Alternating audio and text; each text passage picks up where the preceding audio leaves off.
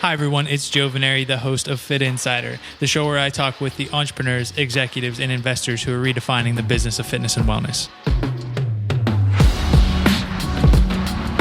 Today I'm joined by Tom Aulet, co-founder and CEO of Ergatta, a game-based connected rower. In this episode, Tom lays out the opportunity in creating fitness offerings that go beyond instructor-led boutique-style classes. We talk about the company's approach to designing game-based content, and we discuss the potential for Ergatta to move into new categories in addition to rowing. A quick reminder before we get into today's show. Every Tuesday, we send a weekly newsletter filled with insights and analysis on the business of fitness and wellness. Join other decision makers and industry operators by subscribing at insider.fit.co. Let's get into it. Tom, welcome to Fit Insider. Thanks for joining us. Joe, so happy to be here.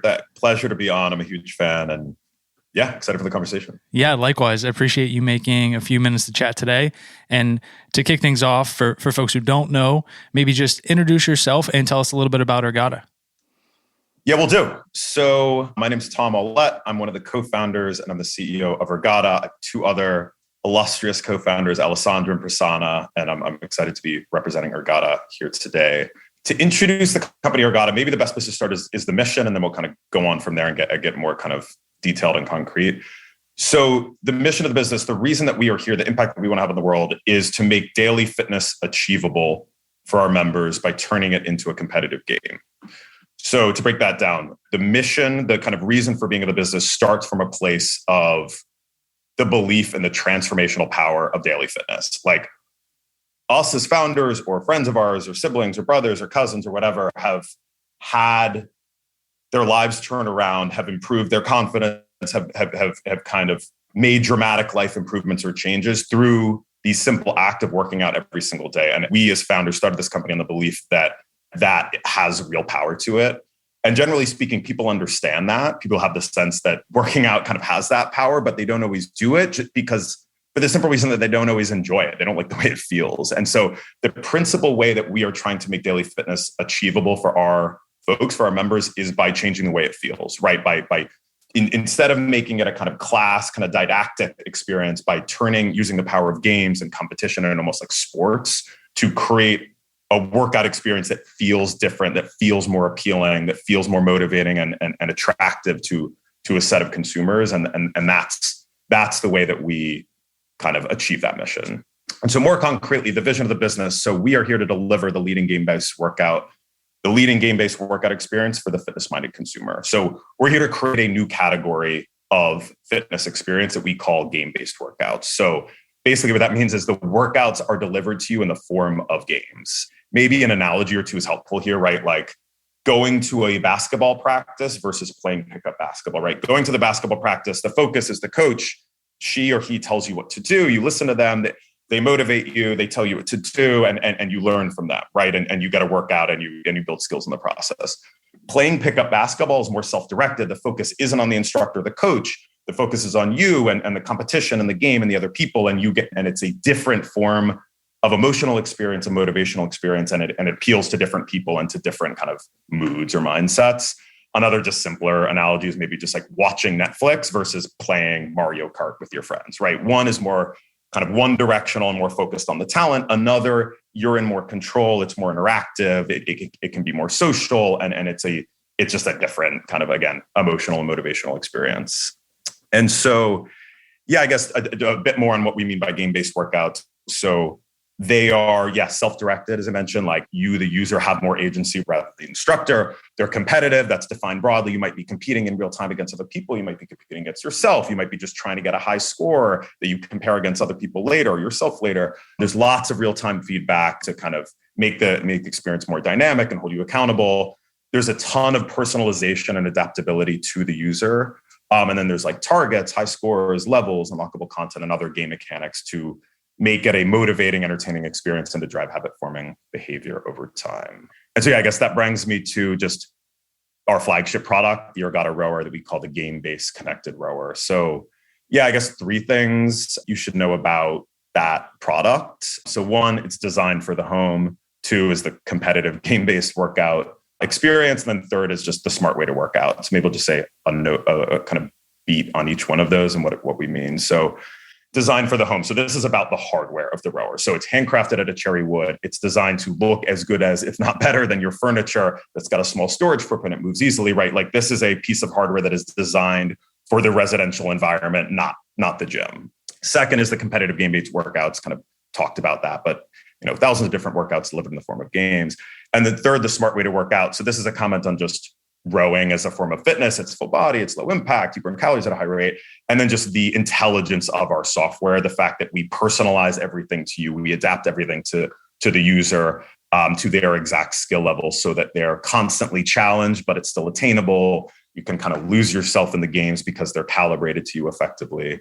And yeah, that's your Ergatta rower. And so we launched about a year and a half ago. We're kind of growing like crazy, hiring across every team's particularly engineers and product folks. And yeah, that's Ergatta. Yeah, super informative kind of look under the hood, especially hitting a lot of the main points. And it's some of the things in various ways we're seeing evolve across the landscape, right? Whether it's, we kind of saw Peloton bring this boutique instructor-led concept into the home. And I think you're coming in and saying, we want to be much different. In fact, the foundation of what we're doing is differentiating from that in this gamified or game-based content. So when I sit down on the rower, and even at this point, you think of a company maybe like Zwift in cycling, it is software, it is game-based content, but it's more like avatars and they're racing each other. As a user, when I sit down on Ergatta, what do I see on the screen, and maybe what do those games look like? Yeah, good question. So the best way to see what the games look like is visit our website, ergatta.com, and there's like demo videos.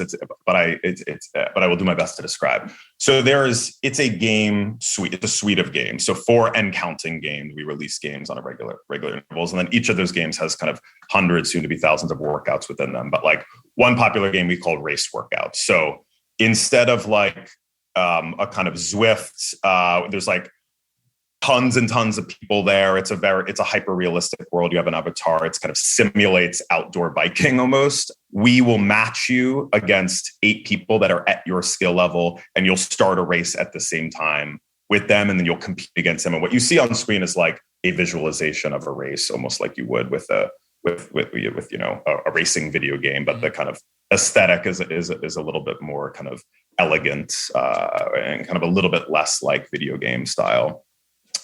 Another workout that we call Meteor, you're basically moving left to right in 2-dimensional space. And there's different intervals. There's sprint intervals, there's easier intervals, there's paddle intervals. And the way that we signal that it's time to sprint, or the way that we signal that it's a rest interval, is we will distribute tokens throughout those spaces that you collect along the way, and then you get a high score, right? So, and that's all personalized to you, right? Like you, Joe, you will have a different sprint pace than me, than an Olympic rower, than a 70-year-old, what have you.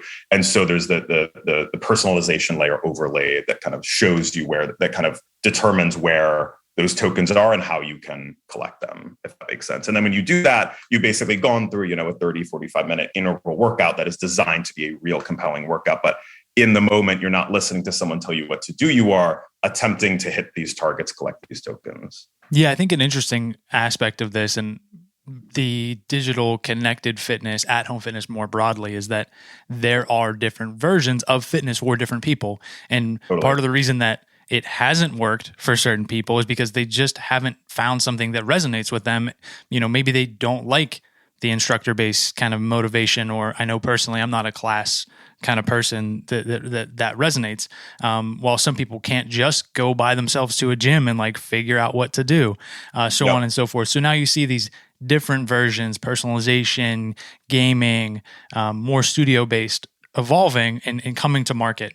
How do you think about being able to, continue to lead the way in this game-based content as others maybe move into this market from class-based content, or develop different modalities kind of now focused on rowing? If someone has a suite of products or a portfolio of different products, applying gaming to all those different pieces of equipment and modalities, how are you just thinking about continuing to stand out and really lead the way on this game-based content?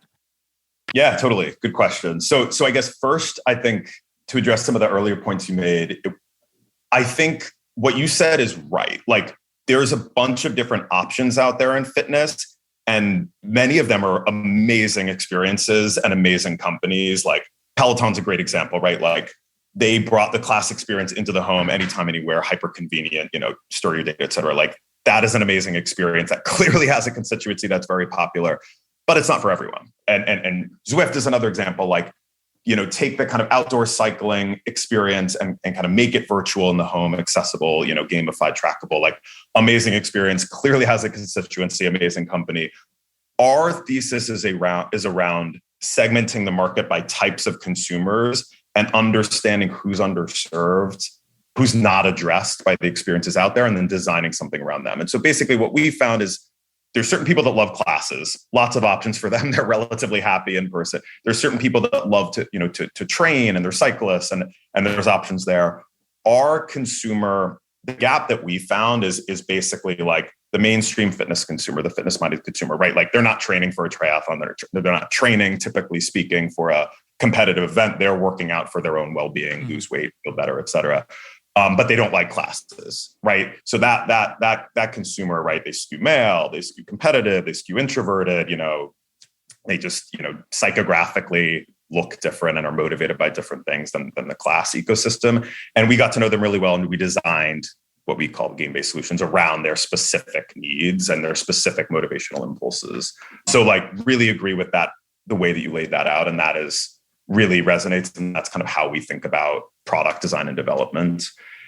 And so, yeah, how do we, I guess, to your last question, like, how do we think about winning in that category, and the fact that other people are doing it and are going to do it?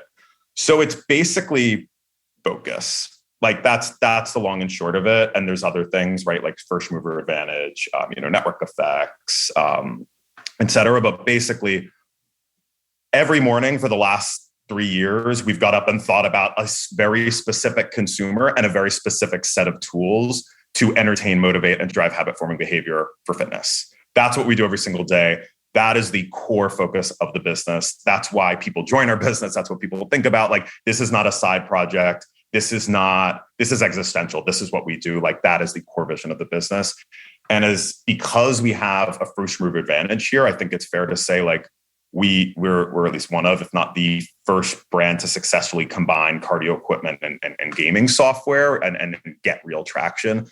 We have a big and growing member base that picked us because of that. They belong to a certain demographic, psychographic group, and they are our greatest asset, right? They're tens of thousands of people on the platform, giving us feedback every single day, telling us what they love, what they don't love, what they want, what they don't want, their pain points, supports, and confusion, when they get bored, when they don't get bored. And that drives us, that motivates us, that helps us understand the path forward. So it's basically like, we stay focused, we take advantage of our first mover advantage, we stay ahead of the market, we keep innovating, we move faster than anyone else in fitness, and we keep taking risks and taking bets because we know that if we slow down, other people will catch up because this works. So that's it's almost like the startup mentality. It's like, this is why startups are successful against much bigger, much better capitalized businesses, is because they are focused, and it's an existential focus. It is, you're willing to take risks, you're willing to move quickly, because that's how you succeed. Whereas with bigger businesses, there's not the same pressure, not the same focus. Yeah, I think it's even something as you start to focus on, again, focus being the key word that you have around this modality, this type of software, this customer, that the market for that is much bigger than we thought it was, or that anybody thought it was, even, pre-COVID, before all of these pandemic impact at-home exercise comes into play. Because just personally, my brother, co-founder Anthony, he was a collegiate rowing instructor. And when we're talking about getting somebody on a Concept 2 rower and working on an erg, as it's known, hence Ergatta, most folks don't even, like, that doesn't even resonate so much sometimes. Exactly. It's not easy to learn how to do, and it's actually quite torturous. Like, rowing is really hard. It's great for you in terms of engaging the full body and cardio and muscular and, non-impact, which is part of the reason I love it. But it's like how many people are rowing? And now you look at it and there's companies that are focused like yourselves at this point entirely on rowing, other companies in the broader fitness landscape who are launching rowers and want to get into that category. So it's like we don't even truly know how big that market is now. And a lot of points there. But with that, I think it was interesting that you all kind of elected to, and I don't know all the intricacies of the relationship, so want to hear you talk about it, but partner with an equipment manufacturer in water rower who's been in the game, I don't know, since the 80s. They've been around for a while. Yeah. So how did that partnership come into play, and what does that mean for the manufacturing and logistics and everything that you have to all worry about?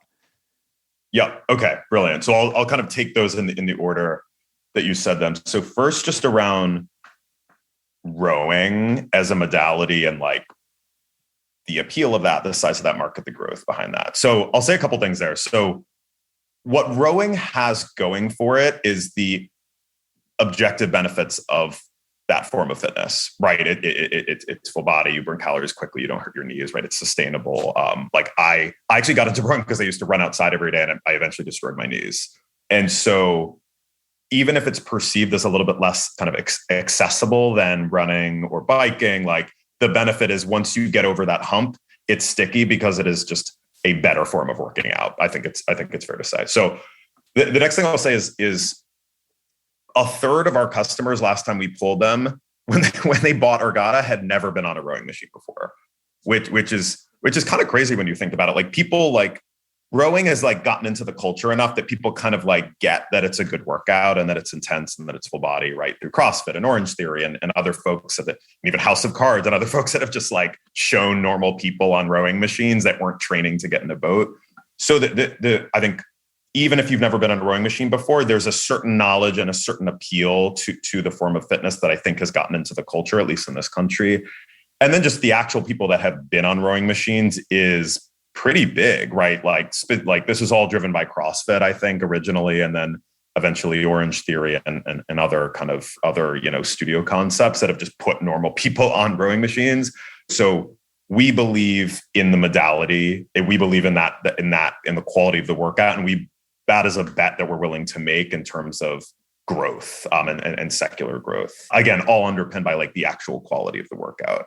That said, like, as you probably noticed when I talked about Ergatta, the business, right? Like the core thing that we are doing is that's kind of interesting and different is content creation. Like that's the magic that we bring. And that is a product that is ultimately not specific to rowing and kind of can't comment too much about that. But when you look at Ergatta software, like you don't see boats on water, you don't see people on bikes, right? Like it is dynamic software that takes certain data inputs and structures workouts, and that is designed to be more broadly applicable, to be extensible.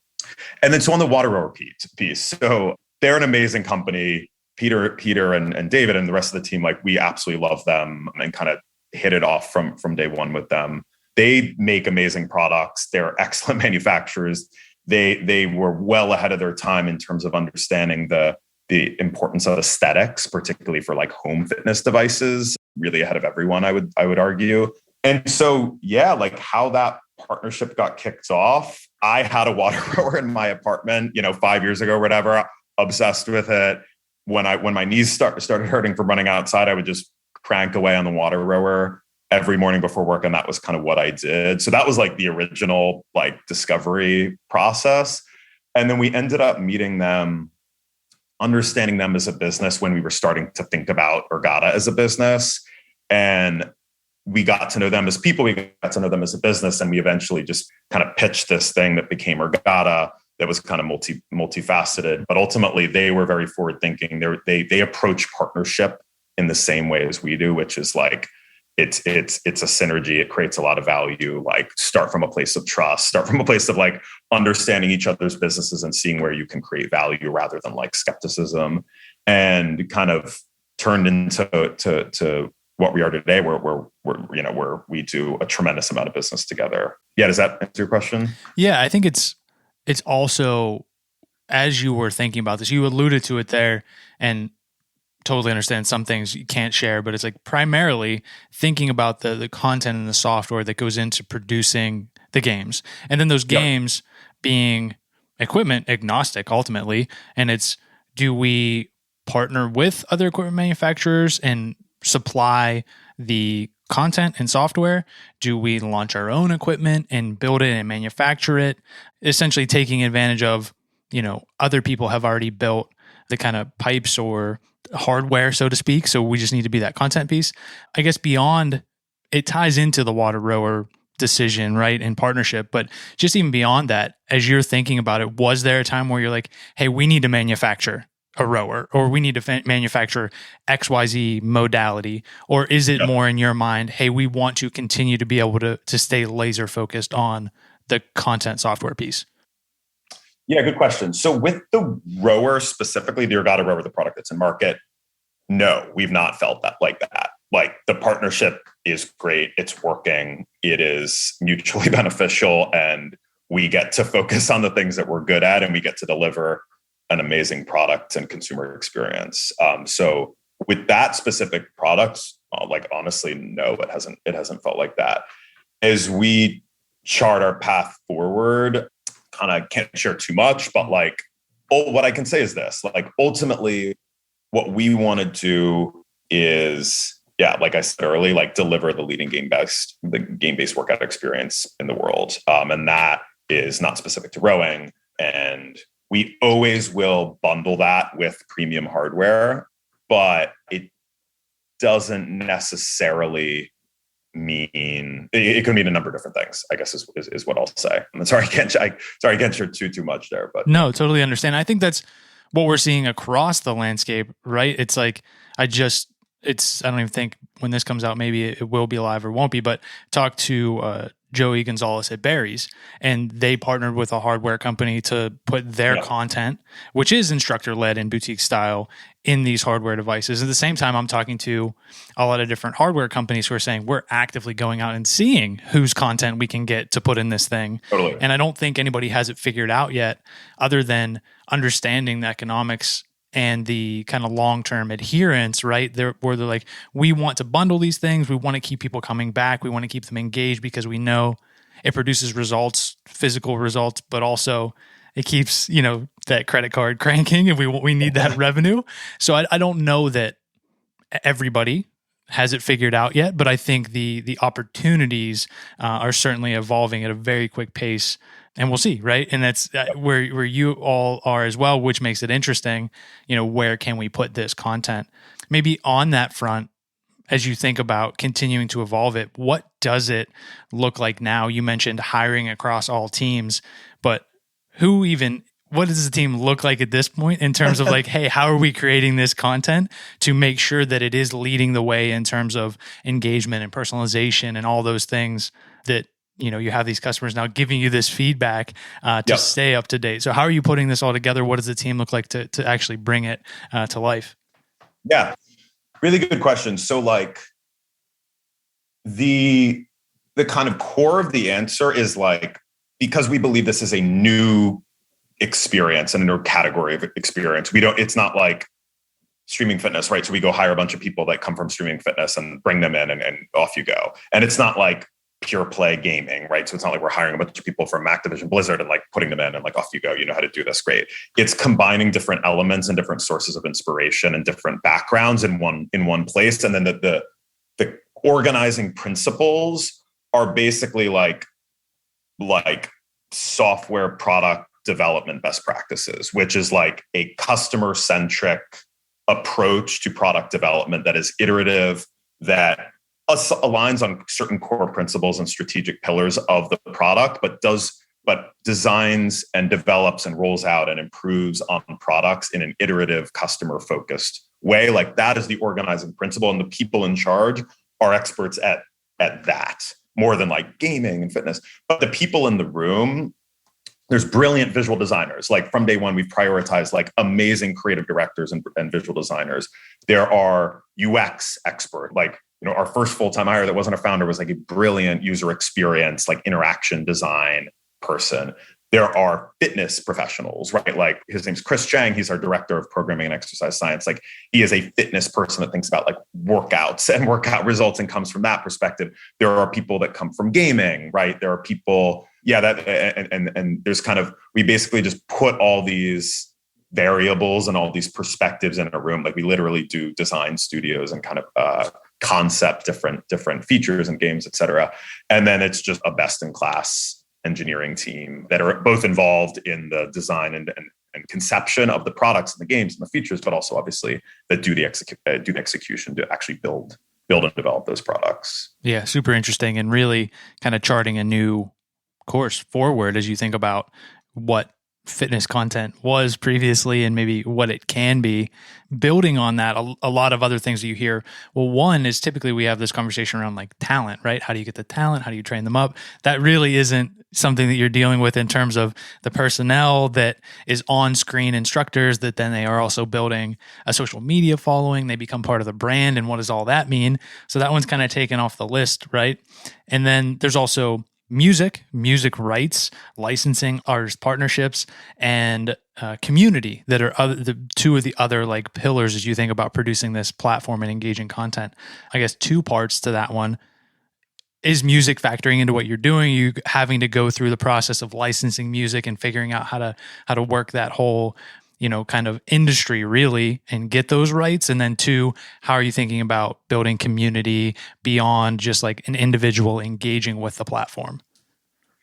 Yeah. So many good points and questions there. So first, just on the talent front, like I think because there aren't these celebrity instructors that like are the focus, make up the core components of the brand, like have a big following, like it just creates a different cultural space. It's less hierarchical. It's less like we're obsessed with, X celebrity instructor. And it's just like a flat, non-hierarchical cultural space where like literally our members, when they hit 100 meters, like they get to design a workout and like they release it to the community. There's like an element of like open source to it, right? And it's just a flatter, less kind of more member focused experience and cultural space for whatever that's worth. And that just like creates a lot of other opportunities. On the music front, we haven't gotten into the direct licensing game. So we partner with, like many people, we partner with Feed FM. They're a wonderful partner of ours, because we are not directly replicating an analog experience, right? Like Peloton is replicating a boutique fitness class experience, and like music is absolutely central to that experience. And so that has to be a strategic asset for them. Like the closest analog that we're replicating is basically like playing sports, and music doesn't feel as integral as a part of that experience. Music matters to us, and we deliver a good music product, but it's not a top request from our members to like get into music partnerships and direct licensing and like of all the things we could do and all the resources all the things that we could spend kind of time and resources on. That doesn't register as a top priority for our folks. And on the community front, like this is super important and foundational to the experience. It's literally like one of our product principles. We kind of think about it different and use differently and use different words. Like I think our community feels different probably than the Peloton community. It's a little bit flatter, right? It's a little bit kind of about the talent. It's a little bit, there's a little bit more friendly competition, right? Like it feels a little bit more like, a sports league or kind of that vibe, I think. But it's very foundational to our brand, our product experience. And, there are literally features where you can like add friends and rivals and like compete against them in real time, compete against them over time, and kind of much more coming on that front as we, develop our product roadmap and execute against it and just bring more people onto the platform. So we think about that as foundational, but just we think about it, I think, differently than a lot of other fitness brands. Yeah, I think it's even circling back to what you mentioned early on, maybe who you initially identified as being underserved in like kind of this fitness consumer and how they think about competition and community. It maybe isn't what it is now where it's like high fives and shout outs and things like that. It is, like you mentioned, I even caught, you mentioned rivals, it's like folks that they would want to put on there. Like, I don't think that factors into like the typical thought process of how folks are building community, but it is something, obviously it stood out to me. It's something I would like to keep in mind and someone like to race and keep up against over time. So I think, same idea, different execution ultimately. Totally. And as as we get towards the end of the conversation, more recently, kind of wanted to touch on close a round of funding. I think it was in April, definitely this spring. So congrats on that. Thank you. Certainly continue to move forward as you think about putting that capital to work. I know we obviously talked about a lot of different things, but as you think about putting that capital to work as it relates to different milestones and initiatives that you have, how are you thinking about doing that? Is there anything you're particularly excited about or stands out? Definitely to the extent that you can share at this point, Totally. But outlook, roadmap going forward. Yeah, definitely. So thank you for the congrats on the Series A. So yeah, huge shout out to the whole team, but also Advanced Venture Partners AVP and Courtney Robinson, who led the round, Ian Siglo at Greycroft, Gabby Yo at Fifth Wall, and a bunch of other folks participated in the round. Huge milestone for the business. We're excited. Yeah. So basically, what we're doing with that, kind of three things. So most importantly and foundationally is product and engineering. Like, we are a tech company. We need to stay ahead of the market. We need to keep innovating. We need to move faster than anyone else. So it is just hiring and retaining top talent across product and engineering. So that's kind of thing one. Thing two is just scaling operations, right? So we'll just sell, fulfill, support, manufacture, procure, orders, many-fold more growing machines, right? In the next 12 months, within the last 12 months, and that will just kind of keep growing rapidly. So that just requires tremendous operations investments on our side, also on the water rower side, and on the kind of supply chain side. So that is a major focus and a major kind of place that we allocate resources to. And then thing three is, I guess, marketing, like spreading the word about Ergatta, and critically, like game-based workouts. Like, most people have never heard of that. Most people don't know what that feels like, right? Like, we need to articulate to the world what that means, what that feels like, what it feels like to work. A game-based workout feels like, why that's exciting, why that's compelling, in a way that other folks have done with classes, right? Streaming fitness classes. Like, that is why communicating what that feels like, the essence of why that's compelling and why that is the future, why we believe that's the future of digital fitness content and just fitness experiences and workouts is a core focus area that we'll allocate a lot of resources to. And that maps to both brand, right? Like category creation, brand, and also just like marketing, customer acquisition. Yeah. To that point, and maybe one more question before we get you out of here. Down that path, has there been, I guess, what is working from a customer acquisition standpoint? And is there a level of education that's going into it now? How have you approached that, and what's working? What's working? I mean, I can't share too much there, but I mean, it's a lot of the normal channels, right? Facebook, Google, et cetera. I guess I'll say a couple things. One is it's a considered purchase, right? These things cost, $62 a month over, 36 months or $2,200. Like, people understandably do their research and think about it. So a lot of mid to low funnel channels and tactics, right? So like press, affiliate, places where, like, when you're in the mindset, like, I'm looking for a connected fitness device or a home rower or whatever, like, that you discover along the way, like, that's been really effective for us, when we're not out there spending as much money on TV ads as people that have, more money than us. And then the other thing I'll say is just word of mouth. Like, our members are our best advocates, and that's the most cost-effective way to acquire customers and market. So focusing on them, making sure they love the product, love the brand, have a great experience. Like, that is a top three focus of our like customer acquisition engine, and it has been actually for a little while. It just has a multiplier effect. It's a cost-effective, and it is also like tightly tied to everything that's important, which is, providing an excellent member experience. And then there's one other question in there that I forgot.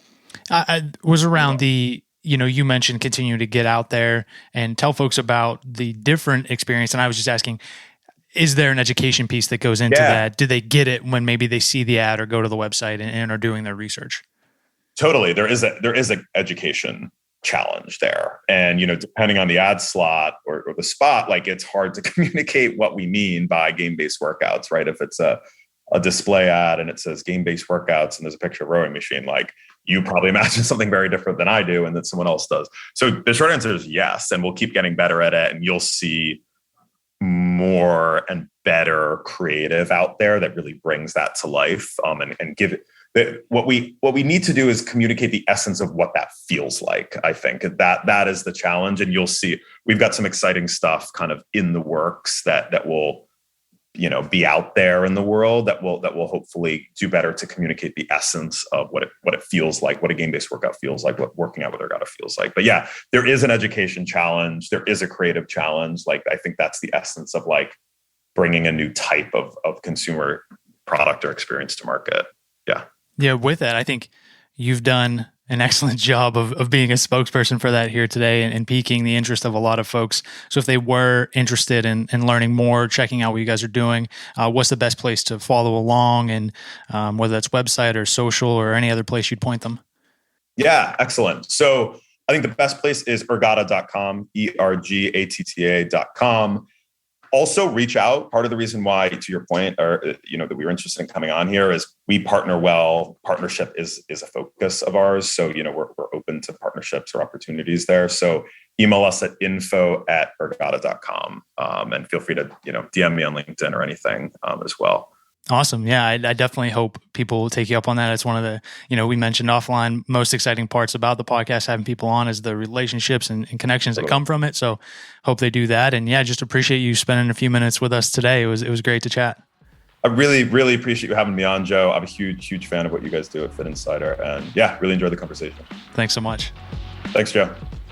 Thanks everyone for listening to today's episode. For more from Fit Insider, visit insider.fit.co and subscribe to our weekly newsletter for insights and analysis on the business of fitness and wellness. Then, go ahead and subscribe, rate, and review the podcast. See you next time.